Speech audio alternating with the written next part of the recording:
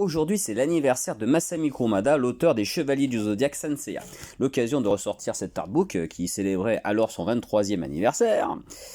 Ça devait être le 23e anniversaire dans le métier, hein, pas 23 ans, il n'avait pas 23 ans, mais c'est son 23e anniversaire depuis qu'il avait commencé à faire des mangas. Hein. Et donc aujourd'hui, il a 68 ans. Alors on va regarder un petit peu qu'est-ce qu'il y avait alors dans cet artbook. Donc il y avait une vieille photo de lui, parce qu'elle était déjà ancienne cette photo, bien sûr. Donc là on avait Bitex, voilà, sorti en français chez Pika Édition. Hein. Voilà, hop, et puis bien sûr aussi en animé.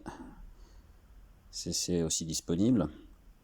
Bon, c'était pas fou, hein, Bitex, c'est ce qu'il avait fait pas tout de suite après Sanseiya, il y a eu un truc entre les deux, mais c'est la grosse série qu'il a fait après Sanseiya.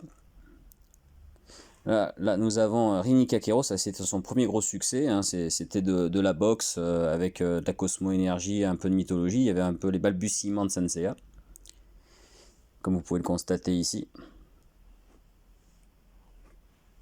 Bon, en boxe, je préfère largement Shitanojo, perso. Là, nous avons Fumano Kojiro. Donc ça, c'est des clans aussi qui se tapaient dessus. Alors, le manga est inédit en France, mais on a eu les Oevi. C'était sorti en VHS à l'époque, avec un doublage pas top. Otoko Zaka, ça c'est son petit truc qu'il aime bien, mais qui a pas du tout marché, et dont il reprend l'histoire, je crois, maintenant. Hein.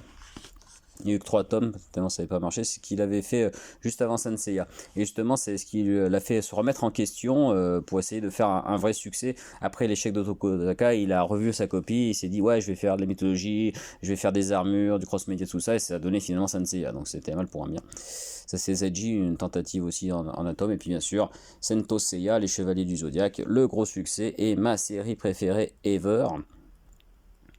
Voilà.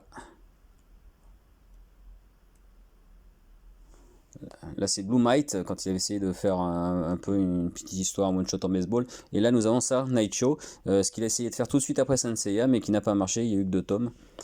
Et puis là une autre histoire samouraï, je me rappelle plus comment ça s'appelait, ça m'est sorti. Et puis là, bon là c'est quand il a essayé de faire des hommages.